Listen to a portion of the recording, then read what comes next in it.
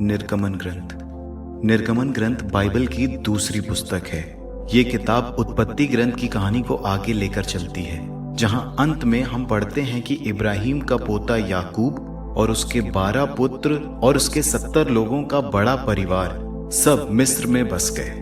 यदि आपने पिछली पुस्तक पढ़ी है तो आपको याद होगा कि यूसुफ याकूब का 11वां बेटा मिस्र में एक महान व्यक्ति था और फिरौन के बाद सिर्फ उसकी मिस्र में सुनी जाती थी, और उसने किस तरह सारे मिस्र और अपने पूरे परिवार को अकाल से बचाया।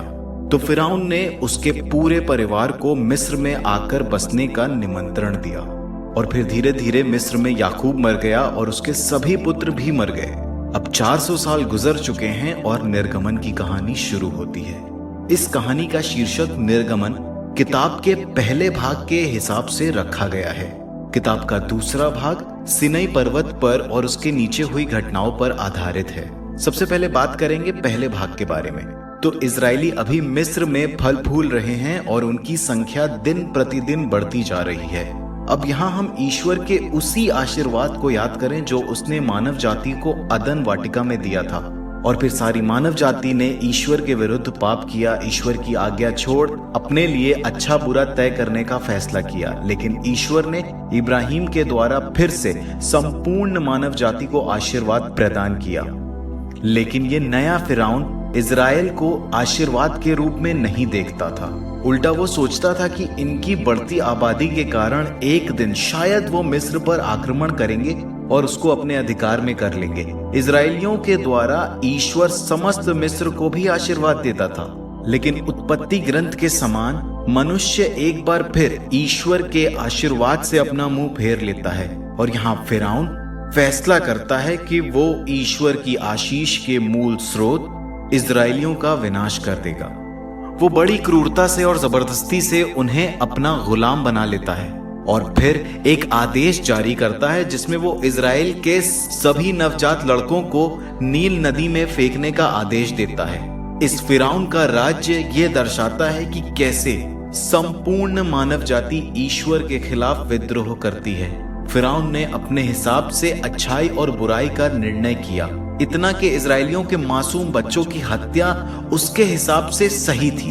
अब मिस्र बाबेल से भी बुरा बन चुका था, तो अब सभी इजरायली ईश्वर से इस नए बाबेल से छुटकारे के लिए मदद की गुहार लगाते हैं, और ईश्वर उनकी सुनता है। एक इजरायली माँ अपने बच्चे को नील नदी में एक टोकरी में रखकर बहा देती है, और ये टोकरी बहते हुए फिरौन की अपनी बहन को मिलती है। उसके पास कोई संतान नहीं थी, तो वो उसे गोद ले लेती है, ये जानते हुए भी कि वो एक इजरायली बच्चा है। वो उसका नाम मूसा रखती है, और आगे चल के ये बच्चा वो व्यक्ति बनता है जिसके द्वारा ईश्वर संपूर्ण मिस्र को पराजित करता है और फिरौन की बुराई का अंत करता है। ईश्वर मूसा को जलती हुई झाड़ियों में दर्शन देता है और उसे आदेश देता है कि फिरौन के पास जाओ और उसे आदेश दो कि इजरायलियों को जाने दे। और इसके बाद ईश्वर ये भी कहता है कि मैं जानता हूं कि वो फिरौन तुम्हारी बात आसानी से नहीं मानेगा, तो मैं मिस्र पर विपत्तियां ढाऊंगा। और ईश्वर उसे ये भी कहता है कि मैं फिरौन का हृदय कठोर करूंगा। इस कहानी के अगले भाग में हम देखते हैं कि फिरौन और ईश्वर का आमना सामना होता है, लेकिन इस बात का क्या अर्थ है कि मैं फिरौन का हृदय कठोर कर दूंगा? ये समझने के लिए अध्याय 5 से लेकर अध्याय 15 तक पढ़ना बहुत अधिक आवश्यक है। मूसा और फिरौन की पहली मुलाकात में हम पढ़ते हैं कि फिरौन का हृदय और भी अधिक कठोर हो गया, और फिर ईश्वर ने मिस्र पर पहली 5 विपत्तियां ढाई, और हर विपत्ति के बाद मूसा ने फिरौन को मौका दिया कि वो विनम्र बने और इजरायलियों को जाने दे। लेकिन हर विपत्ति के बाद फिरौन खुद अपना हृदय और अधिक कठोर करता गया। तो इसके बाद की 5 विपत्तियों में हम पढ़ते हैं कि कैसे ईश्वर ने फिरौन का हृदय कठोर बनाया। तो इस सब का अर्थ ये है कि ये जानते हुए भी कि फिरौन ईश्वर की इच्छा के विरुद्ध होगा, ईश्वर उसे फिर भी मौका देता है कि वो सत्य को पहचान कर अपनी सभी गलतियां सुधार ले। लेकिन धीरे धीरे फिरौन की बुराई बढ़ती ही गई, इतना कि उसके सलाहकार भी यही सोचते थे कि वो अहंकार में अंधा हो गया है। और अब ईश्वर फिरौन की बुराई को अपनी योजना के आगे झुकाने का फैसला करता है। वो खुद फिरौन को उसकी बर्बादी का जिम्मेदार बनाता है और इजरायलियों को मिस्र से छुड़ाता है। आखिरी विपत्ति पास्का भोज की रात्रि को आई। जिस प्रकार उसने इजरायलियों के बच्चों की हत्या की थी, ईश्वर उनके मिस्र के प्रत्येक पहलौठे बच्चे को आखिरी विपत्ति में मार देता है। लेकिन ईश्वर इस विपत्ति से बचने का रास्ता मेमने के रक्त के द्वारा बनाता है। जिस रात को इजरायली मिस्र से निकले, उन्होंने पास्का का भोजन खाया और एक निर्दोष मेमने को मारकर उसका रक्त अपने दरवाजों पर लगा दिया।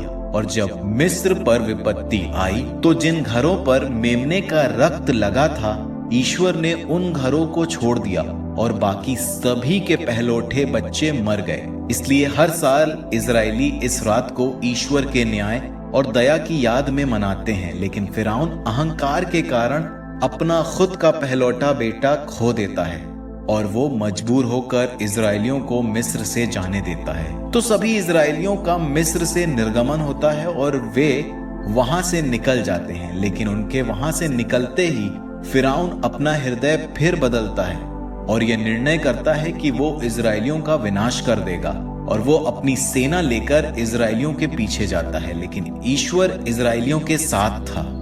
ईश्वर उन्हें सूखे पांव लाल समुद्र पार कराता है। लेकिन जब फिरौन की सेना लाल समुद्र पार करने की कोशिश करती है तो समुद्र का पानी वापस बहने लगता है और फिरौन की पूरी सेना लाल समुद्र में डूबकर मर जाती है। और फिर इसके बाद मूसा और सारा इजरायली समूह ईश्वर के आदर में गीत गाते हैं और ये गीत बताता है कि ईश्वर का राज्य कैसा है। ये गीत इस बारे में है कि ईश्वर बुराई को इस संसार से खत्म करना चाहता है और उन सभी को छुटकारा दिलाना चाहता है जो बुराई के गुलाम हैं और अपने लोगों को अपनी उपस्थिति में लाना चाहता है। यही होता है जब ईश्वर अपने लोगों के ऊपर राजा बनता है। और इस गीत के बाद अब इजरायली सिनै पर्वत की ओर मरुभूमि से बढ़ रहे हैं और वे भूखे हैं, प्यासे हैं और वे उन्हें मिस्र से छुड़ाने के लिए मूसा और ईश्वर की आलोचना करने लगते हैं। जी हाँ, वे ईश्वर और मूसा दोनों की आलोचना करते हैं। वे कहते हैं कि मिस्र में बिताए अच्छे दिनों के लिए वे लालायित हो रहे हैं। अच्छे दिनों के लिए ईश्वर अपनी उदारता से इजरायलियों को मरुभूमि में भोजन और पानी प्रदान करता है। अब मूसा समस्त इजरायली जनता को लेकर सिनै पर्वत की ओर जा रहे हैं। ईश्वर इजरायली जनता को अपने साथ एक विधान में जुड़ने के लिए आमंत्रण देते हैं। अब देखा जाए तो ईश्वर इब्राहिम से किया हुआ अपना वादा पूरा कर रहा है। वही वादा जिसे ईश्वर ने उत्पत्ति ग्रंथ में इब्राहिम से किया था, जिसके द्वारा सभी राष्ट्र आशीर्वाद प्राप्त करने वाले थे। ईश्वर उनसे कहता है यदि वो उसके आदेशों पर चलते रहेंगे तो वे पुरोहितों का राज्य बन जाएंगे और ईश्वर के प्रतिनिधि बन जाएंगे और समस्त पृथ्वी के लोगों को दिखा सकेंगे कि ईश्वर सत्य में कैसा है। और इजरायली लोगों ने बड़ी खुशी से ये प्रस्ताव स्वीकार किया। तब ईश्वर सिनै पर्वत पर एक बादल के रूप में उपस्थित हुआ और मूसा उन सब के प्रतिनिधि बनकर सिनै पर्वत पर जाते हैं और ईश्वर सबसे पहले मूसा को 10 आदेश देते हैं। और इस विधान में बने रहने के लिए अत्यंत आवश्यक था कि इन 10 बुनियादी नियमों का पालन जरूर करें। इसके बाद इन्हीं 10 आदेशों को विस्तार से बताते हुए ईश्वर ने कई और आदेश दिए। उनमें आराधना के नियम, सामाजिक न्याय के नियम और उन्हें किस प्रकार एक दूसरे के साथ मिलकर रहना है। और ये सब इसलिए क्योंकि ईश्वर उन्हें न्याय और उदारता का राष्ट्र बनाना चाहता था जो दूसरे राष्ट्रों में नहीं था। तो मूसा ये सब नियम लिखते हैं और फिर इजरायली जनता के पास ये सब नियम लेकर पर्वत से नीचे आते हैं और समस्त इजरायली जनता ईश्वर के साथ इस विधान में जुड़ने के लिए तैयार हो जाती है। उनकी स्वीकृति के बाद ईश्वर मूसा से कहते हैं कि वो इजरायलियों के बीच अपनी उपस्थिति रखना चाहते हैं। अब याद करने की बात है कि कैसे अदन वाटिका में जब मनुष्य ने ईश्वर के विरुद्ध विद्रोह किया था, तो उसने उसकी उपस्थिति को खो दिया था। लेकिन ईश्वर इब्राहिम के परिवार के द्वारा एक बार फिर उनके साथ रहना चाहते हैं, उनके बीच निवास करना चाहते हैं, अपनी दिव्य उपस्थिति उनके बीच रखना चाहते हैं। सबसे पहले इजरायलियों के साथ और फिर इसके बाद समस्त राष्ट्रों के साथ ईश्वर निवास करना चाहते हैं। इसके बाद आगे आने वाले 7 अध्यायों में ईश्वर मूसा को अपने निवास और विधान की मंजूषा के बारे में सभी बातें विस्तार से समझाते हैं। एक प्रांगण के बीच में एक वेदी, प्रांगण के बीचों बीच एक तंबू में 2 कमरे, एक बाहर वाला कमरा और एक अंदर वाला कमरा। अंदर वाला कमरा सबसे पवित्र स्थान था और उसमें एक सुनहरा डब्बा था जिसे विधान की मंजूषा कहते थे। इसके ऊपर 2 दिव्य जीव थे, वहीं पर ईश्वर की उपस्थिति विद्यमान थी। इन सभी अध्यायों में काफी विस्तार से हर चीज के बारे में बताया गया है और गौर करने वाली बात यह है कि हर चीज किसी चीज का प्रतीक है। सभी फूल, द्रव्य, स्वर्ण, ये सब कुछ अदन वाटिका को दर्शाता है जहां ईश्वर और मनुष्य दोनों एक साथ रहते थे। हम कह सकते हैं कि विधान की मंजूषा अदन वाटिका का एक छोटा स्वरूप है।